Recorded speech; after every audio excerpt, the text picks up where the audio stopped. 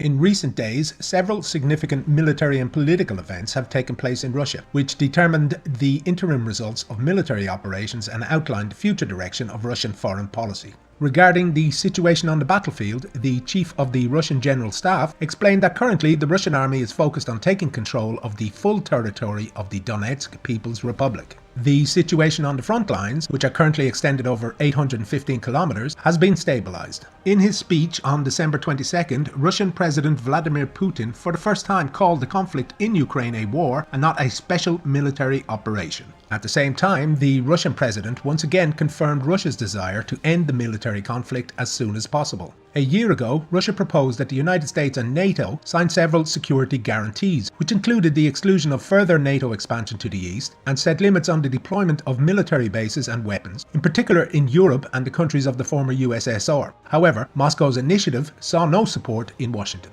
On December 23rd, the director of the North American Department of the Russian Foreign Ministry announced the conditions that must be met in order to return to negotiations. No negotiations will begin until the supply of financing and weapons to Kiev is stopped, until Western military personnel, mercenaries and instructors are withdrawn from the territory of Ukraine, and until the realities on the battlefield defined by Russia are recognized. The Russian diplomat stressed that under the cover of loud claims of the absence of aggressive intentions against Russia and adherence to the Minsk agreements, the West rearmed the Ukrainian army and supported Kiev in its intention to capture and destroy the Donbass. Thus, there is no trust in the United States and the West. Meanwhile, Zelensky has been on a Christmas tour to his Western partners, begging for more money and weapons for his war-torn country in exchange for photos and PR campaigns with Western leaders. Biden said at a meeting with Zelensky that he was ready to seek a just peace with Russia. His peace plan contains a new package of military support for Kiev, which included the Patriot air defense systems. Vladimir Putin has already called such a decision an attempt to prolong the conflict, and he stated that the Russians would snap the Patriots like seeds.